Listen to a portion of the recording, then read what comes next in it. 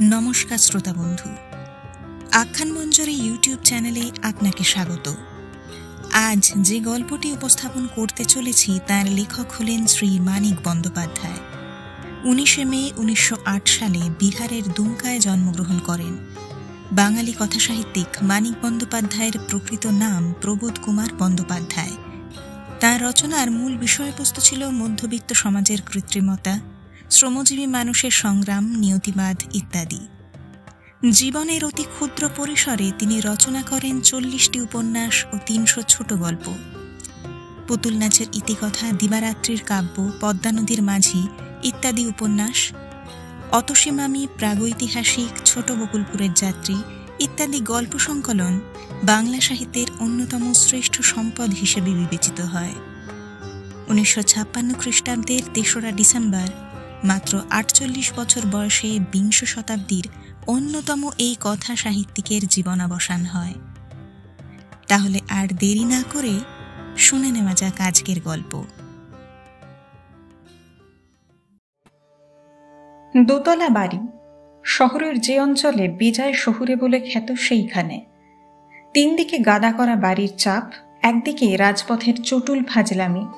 আবেষ্টনীকে লক্ষ্য করলে সন্দেহ হয় সমস্তটাই বুঝি হাই মায়াপিয়ার লীলা। তাছাড়া এমন চেহারা বাড়িটার যে দাঁড়িয়ে থাকার ভঙ্গিটা অসবর্ণ রহস্যের মতো কুৎসিত। সস্তা মেয়ে মানুষ যেন পথিকের দিকে পিছন ফিরে দাঁড়িয়ে বিজ্ঞাপন দিচ্ছে, ওগো আমি ভীরু সরলা, খাঁটি গাঁয়ের মেয়ে, তবে অসতী। বেআব্রু সমতল পিঠে পুরনো বাদামি রঙের আবরণটা চোখেই পড়তে চায় না। প্রাচীনতার ছাপ এতটাই বেশি।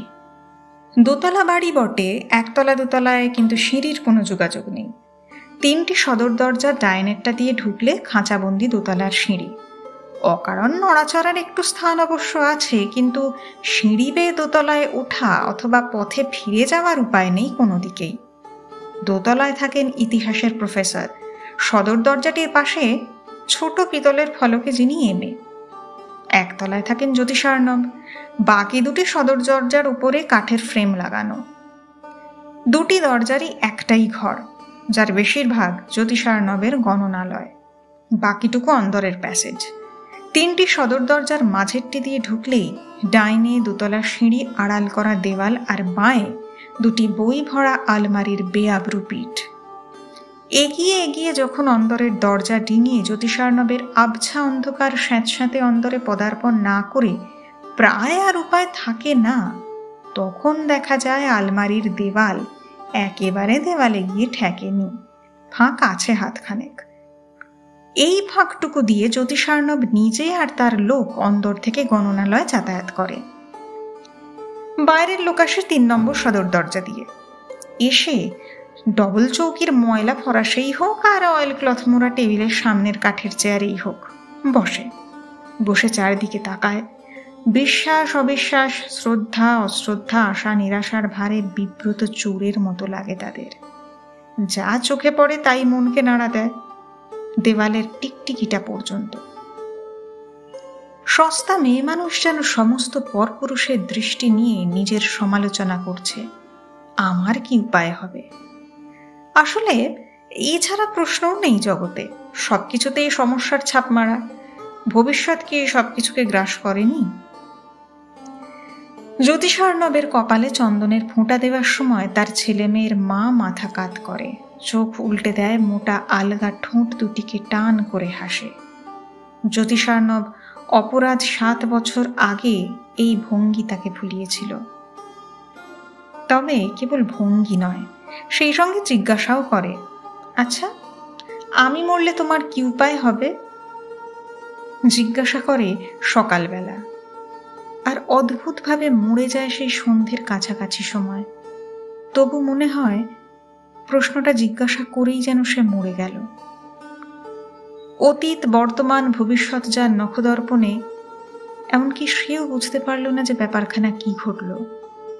তার ছেলে মেয়ের মা মরণের কথা বলবে মনে করার আগেই মাথার উপর কড়ি কাঠে যে টিকটিকিটা লেজ নড়তে আরম্ভ করেছিল, তার ছেলে মেয়ের মা মরণের কথা বলার পরে সেই টিকটিকি যে আরেকটা টিকটিকিকে তার ছেলে মেয়ের মা হতে ডেকেছে, এটুকুই কেবল জ্যোতিষার্ণব জানে না। কিন্তু তাতে কি এসে যায়? আর সব তো তার জানাই আছে, যা কিছু মানুষের জানা দরকার। ওই জ্ঞানটুকু লাভ করলেই কি তার মনের এ বাধা মিটে যেত যে তার ছেলে মেয়ের মা মরবে বলে টিকটিকিটা ডেকেছিল, অথবা টিকটিকিটা ডেকেছিল বলেই তার ছেলে মেয়ের মা মরে গেছে? ছেলে মেয়েরা ছোট। বড় ছেলেটি প্রথম ভাগের বানান শেখে, ছোট ছেলেটি শেখে কথা বলতে। এদের মাঝেরটি যে মেয়ে, সে বোবা বলে আর কথা বলতে শেখেনি। মার সম্বন্ধে তাই প্রশ্ন করে শুধু বড় ছেলেটি। মা কোথায় গেছে বাবা? স্বর্গে বলে প্রমাণের জন্য জ্যোতিষার্ণব কান পেতে থাকে। টিকটিকি বাড়িতে 8-10টার কম নয়, কিন্তু একটাও জ্যোতিষার্ণবের কথায় সায় দেয় না। নিজের ভুল বুঝতে পেরে নিজেকে বোকা মনে করার লজ্জায় করুণভাবে একটু হেসে জ্যোতিষার্ণব নিজে নিজেই কয়েকবার মাথা নাড়ে। স্বর্গে গিয়ে যদিও থাকে, তবে এতদিনে সেখানে সে পৌঁছে গেছে হয়তো। অতীত ঘটনার সঙ্গে কি সম্পর্ক টিকটিকি যে তার ছেলে মেয়ের মা স্বর্গে গেছে সে কথা বললে সঙ্গে সঙ্গে সায় না দিয়ে টিকটিকি থাকতে পারবে না? তাছাড়া স্বর্গে যাওয়া না যাওয়া তো জীবনের ঘটনা নয়। মরে গেলে যে মানুষ স্বর্গে যায়, ইহলোকে যায়, স্বর্গটা আছে কোথায়? স্বর্গই নেই ইহলোকে। মনে মনে এত গভীর ও জটিল যুক্তিতর্ক নাড়াচাড়া করেও কিন্তু সন্দেহ যায় না। তার ছেলে মেয়ের মা স্বর্গে যায়নি বলেও তো চুপ থাকতে পারে ত্রিকালদর্শী টিকটিকিগুলি। স্বর্গে গিয়ে থাকলে অন্যগুলি না হোক, যে টিকটিকিটা তার ছেলে মেয়ের মার মৃত্যুর কথা ঘোষণা করেছিল অন্তত সেটা ডেকে উঠুক, হোক না অতটুকু জীব।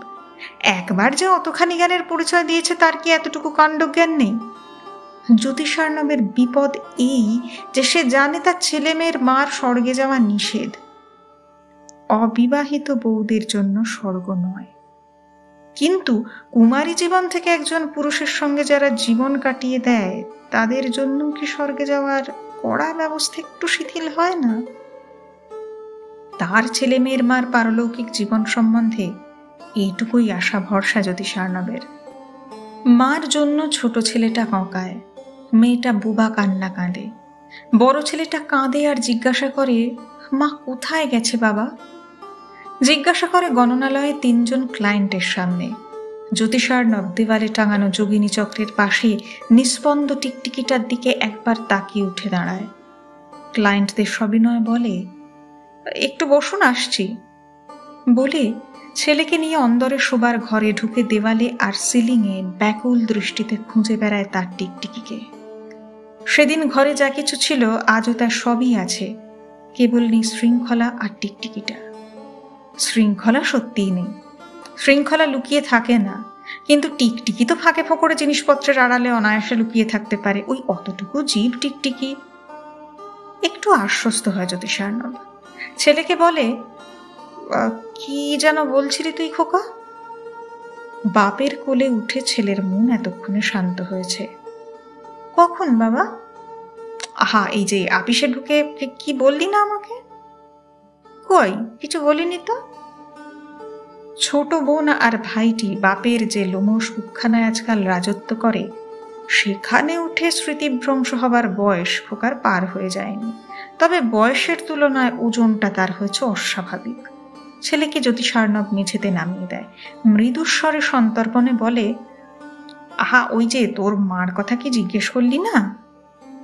ও হ্যাঁ, মা কোথায় গেছে বাবা? বোমা নিয়ে খেলা করবার মতো অসহায় সাহসের সঙ্গে জ্যোতিষার্ণব বলে, নরকে বলে কান পেতে থাকে। কানে আসে ছোট ছেলেটার কান্না, দোতলা ইতিহাসের প্রফেসরের স্ত্রীর হঠাৎ গাওয়া 2 লাইন গান, আর রাজপথের চটুল ফাজলামি।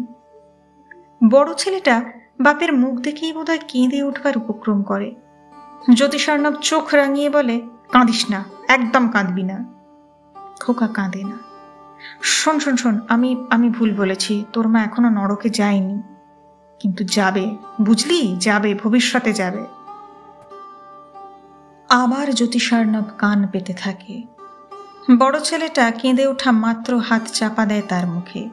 কানে আসে ছোট ছেলেটার থেমে আসা ছাড়া ছাড়া কান্না। দোতলায় ইতিহাসের প্রফেসরের স্ত্রীর থেমে আসা 2 লাইন গানের দুর্বোধ্য গুনগুনানো সুর, রাজপথের চটুল ফাজলামি আর টিকটিকির ডাক। সেই টিকটিকিটার না, সে যাকে সেদিন তার ছেলে মেয়ের মা হতে ডেকেছিল সেটার। দুটি টিকটিকির আকারে, চামড়ার রঙে, চালচলনে পার্থক্য অবশ্য আছে অনেক, কিন্তু সব টিকটিকিরই একরা। মনে যার ব্যথা থাকে তার শখ চাপে মনের কথা বলবার। মনের ব্যথা যে মনকে কামড়ায় এটা তার লক্ষণ। ছেলে মেয়ের মা যার নরকে যাবে, মনে তার ব্যথা থাকা খুব স্বাভাবিক। জ্যোতিষার্ণব তাই হাত দেখাতে, ঠিকুজি মেলাতে, ভাগ্য গণনাতে, মাদুলি কবচ বিধান ব্যবস্থা নিতে, পূজা পার্বণ, শান্তি সস্তয়ন নির্বাহের আহ্বান জানাতে যারা আসে তাদেরও যেমন মনের কথা বলে, শুধু দেখা করতে যে বন্ধুরা আসে তাদেরও তেমনই মনের কথা বলে। জ্যোতিষ বচনের মতো মনের কথা বলার কথা তার প্রায় মুখস্থ হয়ে গেছে। এ যুগের মানুষের অবিশ্বাস প্রবণতা দিয়ে আরম্ভ করে চোখে আঙুল দিয়ে দেখিয়ে দিলেও যে কেউ কিছু বিশ্বাস করতে চায় না, এ পর্যন্ত আস্তে আস্তে জ্যোতিষার্ণবের মুখ বড় বিমর্ষ হয়ে যায়। গভীর আর্ত বিষাদের ছাপ, তাছাড়া গলাও কাঁপে। ফরাসি বা চেয়ারে যেখানেই তার শ্রোতা বসে থাকে, কথার চেয়ে কথার সুর আর জ্যোতিষার্ণবের চেয়ে তার মুখের ভাব শ্রোতাকে বিচলিত করে বেশি। জ্যোতিষার্ণবের ভণ্ডামিতে আর যেন বিশ্বাস থাকে না, অন্তত তখনকার মতো। প্রমাণ? বিশ্বাসের জন্য প্রমাণ চাই? আমার নিজের জীবনেই কত বড় বড় প্রমাণ ঘটেছে। এই তো সেদিন আমার স্ত্রী মারা গেলেন, আমি কি জানতাম না তিনি যে ওই সময় মারা যাবেন? তাই জানতেন। গণনালয়ের টিকটিকিটা সব সময় নিজেকে প্রকাশ করে রাখে। হস্তরেখার প্রকাণ্ড ম্যাপ, রাশিচক্র, বর্ষচক্র, পতাকি চক্র, যোগিন চক্রের ছবি, সুকেশিনীর ছবিযুক্ত কেশতৈলের দেওয়ালপঞ্জি বিজ্ঞাপন, দেওয়ালে বসানো তাক, জানলার চতুষ্কোণ, গহ্বর, ফাঁকা দেওয়াল, ছাদ, কড়িবর্গার আড়াল, সমস্ত জায়গা আঁতিপাতি করে খুঁজে তাকে আবিষ্কার করতে হয় না। একটু এদিক ওদিক তাকালেই নজরে পড়ে। জ্যোতিষার্ণব খানিকক্ষণ আনমনে তাকিয়ে থাকে টিকটিকিটার দিকে, তারপর মাথা হেলিয়ে বলে, প্রথমে জানতাম না নিজের লোকের মৃত্যুর দিন গণনা করতে নেই। মানুষের মন তো, মন বিচলিত হয়ে পড়ে। সেদিন সকালবেলা হলো কি, তামাশা করে আমাকে বললেন, আমি মরে গেলে তোমার কি উপায় হবে? মানে সংসার তো একরকম চালাতেন তিনি, তাই হঠাৎ পরিহাস করে বললেন আর কি, যে তিনি যদি মরে যান তো এই সব কাজকর্ম কে করবে, ছেলে মেয়েকেই বা মানুষ কি করবে? যেই বললেন কথাটা, সঙ্গে সঙ্গে একটা টিকটিকি ডেকে উঠল। টিকটিকি? হ্যাঁ, টিকটিকি। মনে কেমন খটকা বাঁধলো। হাতের রেখা বিচার করে ওর বয়স জিজ্ঞেস করলাম। বয়স অবশ্য আমি জানতাম, সে তো বিয়ের সময় থেকেই জানতাম, তবু জিজ্ঞেস করলাম। তারপর বললাম, তোমার কোষ্ঠীটা বের করো তো, ওই কালো তোরঙ্গের তলায় আছে। উনিও হাসতে হাসতে কোষ্ঠী বের করে দিলেন। তখনও আমার মন বলছে, থাকবে বাবা, কাজ নেই, মরণ যদি ওর ঘনিয়ে এসে থাকে কি হবে আগে থেকে জেনে? লাভ তো কিছু হবে না, মাঝখান থেকে কিছুদিন অতিরিক্ত মনোকষ্ট ভোগ করব। কিন্তু না, শেষ পর্যন্ত গণনা না করে পারলাম না। গণনার ফল দেখে তো মাথা ঘুরে গেল। সেদিন গধূলি বেলা পর্যন্ত ওর আয়ু। ওর দিকে তাকিয়ে মনে হলো একটা শবের দিকে যেন তাকিয়ে আছি, ঠিক পেছনে আবছা মতো। শ্রোতা স্তব্ধ, গলা শুকিয়ে গেছে। ভয় নয়, প্রকৃত তৃষ্ণায়। কিন্তু এখন তো আবার জল চাওয়া যায় না। জানতাম কোনো লাভ নেই। ওর বাবা ছিলেন পরম নিষ্ঠাবান সত্যবাদী পণ্ডিত, তো দু একবার জিজ্ঞেস করলাম, তোমার বিয়ের সময় বয়স তো 2-1 বছর কম করে বলা হয়নি? মানে কোষ্ঠী ঠিক আছে তো, বিয়ের সময় যদি, আচ্ছা থাকে ওসব কথা। হ্যাঁ, আপনাকে যা বলছিলাম, পার্শ্বমুখ নক্ষত্র, 9টি পার্শ্বমুখ নক্ষত্রের একটির নাম রেবতী। 6 মাস পরে জ্যোতিষার্ণব ছেলে মেয়েদের মানুষ করার জন্য রেবতীকে বিয়ে করে আনে। মরে গেলে স্বর্গে যাবার অধিকার নিয়েই রেবতী এ বাড়িতে আসে বটে, বাড়িতে কিন্তু একটিও টিকটিকির দেখা সে পায় না। তবু সাবধানের মার নেই ভেবে জ্যোতিষার্ণব বউকে সতর্ক করে দেয়, দেখো বাপু, কোনোদিন মরার কথাটা তো আবার মুখে এনো না। রেবতী তখন পার্শ্বমুখী, সোজা জ্যোতিষার্ণবের মুখের দিকে তাকাতে পারেন না। জ্যোতিষার্ণব হরদম তাকায়। নিজের জোটক বিচার করে সে রেবতীকে বিয়ে করেছে। বিপদ দুজনের নক্ষত্র নিয়ে, তার নিজের শতভিষা নক্ষত্র আর রেবতীর উত্তর ভাদ্রপদ নক্ষত্র।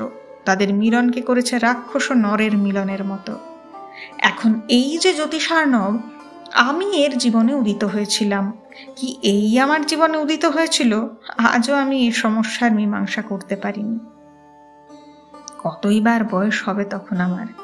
রেবতীর চেয়ে অনেকটা ছোট। কিছুদিনের জন্য থাকতে গিয়েছি ইতিহাসের প্রফেসরের বাড়ি। কি ভীষণ ভাবটাই না হয়ে গেল রেবতীর সঙ্গে। বয়সের তুলনায় কি প্রকাণ্ড তখন আমার দেহ, কত পরিণত মন। কারো স্ত্রীর সঙ্গে ভাব হওয়াটাই তখন আমার পক্ষে পরম আশ্চর্য। অথচ রেবতীর সঙ্গে সারাদিন এত বেশি কড়ি আর তাস খেলতাম যে ইতিহাসের প্রফেসরের স্ত্রী অভিমানে আমার সঙ্গে ভালো করে কথাই বলতেন না। তাতে আমার সুবিধাই ছিল। আমায় যে ভালোবাসে তার সঙ্গে কথা বলতে আমার বড় কষ্ট হয়। মনে হয় শব্দ দিয়ে অনেক দামি কি যেন আদায় করে নিচ্ছি। আমি রেবতীর সঙ্গে বসে কড়ি খেলি। জ্যোতিষার্ণব দুবার ঘুরে গিয়ে তৃতীয়বার কাছে এসে উবু হয়ে বসে। দেখি হে ছোকরা, তোমার হাতটা দেখি। আরে বাসরি, কি হাত গো, এত হিজিবিজি রেখা পেলে কোথায়? ভালো করে দেখতে হবে তো তোমার হাতটা। বাঁচবে বাঁচবে, অনেকদিন বাঁচবে। তবে রেবতী আমার হাত কেড়ে নেয়। খুব হয়েছে, ছেলে মানুষকে ভয় না দেখালেও চলবে, যাও তো তুমি। অন্দর থেকে বেরিয়ে যাবার সময় গণনালয়ে জ্যোতিষার্ণব আমায় পাকড়াও করে, শোনায় ভূতের গল্প। প্রথমে কান দিয়ে আরম্ভ করে শেষের লোমকূপগুলিকেও শোনার কাজে লাগিয়ে দিই। ক্ষুধা তৃষ্ণার তাগিদটা চাপা পড়ে যায়। তাকিয়ে দেখি রেবতী এসে আলমারির পাশের ফাঁকটাতে দাঁড়িয়ে আছে। জ্যোতিষার্ণবের গল্প শেষ হতে বলি, আরেকটা। রেবতী ম্লান মুখে চুপ করে থাকে। জ্যোতিষার্ণব হাসির ভান করে বলে, এ বাড়ির টিকটিকিগুলো যদি মেরে ফেলো তাহলে বলবো। একটা টিকটিকির জন্য একটা গল্প। এ ঘরেই তো 3টে আছে, লাঠি দিয়ে মারো না একটা। আমি বলি, লাঠি দিয়ে বুঝি টিকটিকি মারে? দাঁড়ান, আমার তীর ধনুক নিয়ে আসি। রেবতী বলে, মানিক মেরো না, টিকটিকি মারতে নেই। আমি একটু দাঁড়াই। হিসাব করে দেখি যে রেবতীর মতো মেয়ে যখন একবার আমাকে ভালোবেসেছে, কথা না শুনলেও ভালো না বেসে সে পারবে না। আমার সঙ্গে কড়ি আর পান্তা ভিন্তি খেলার জন্য সে যেরকম পাগল হয়ে উঠেছে, সে পাগলামি যাবার নয়। গল্প না বলে আমায় কষ্ট দেবার সুযোগ পেলে জ্যোতিষার্ণব কিন্তু কিছুতেই সে সুযোগ ছাড়বে না।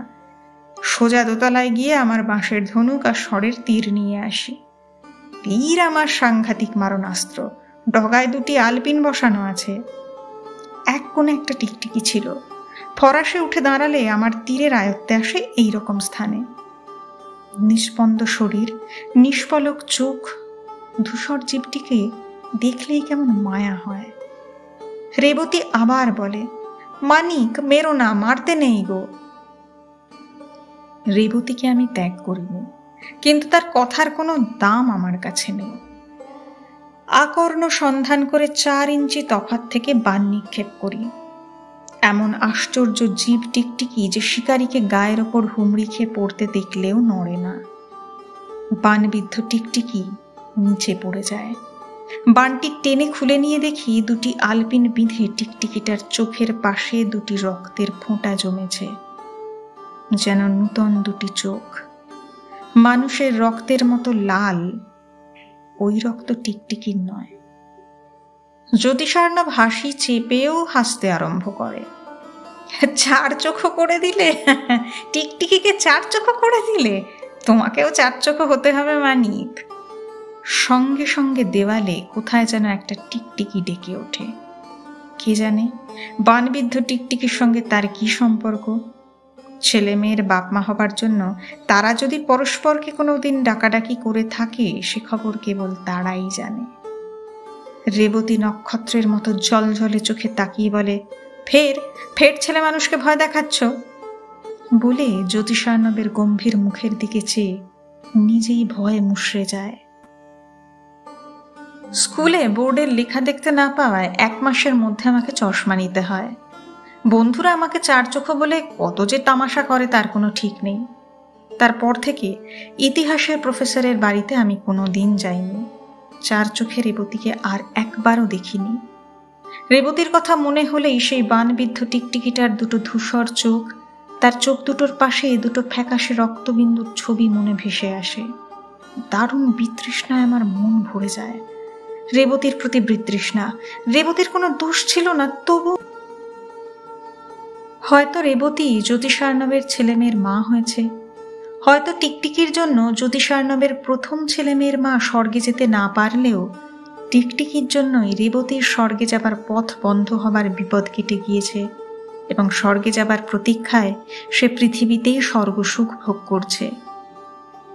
এদিকে আমার বেড়েছে চশমার পাওয়ার। কখনো দেওয়ালের টিকটিকি না দেখবার ইচ্ছে হলে আমায় চোখ বুঝতে হয় না, চশমাটা খুলে ফেললেই চলে।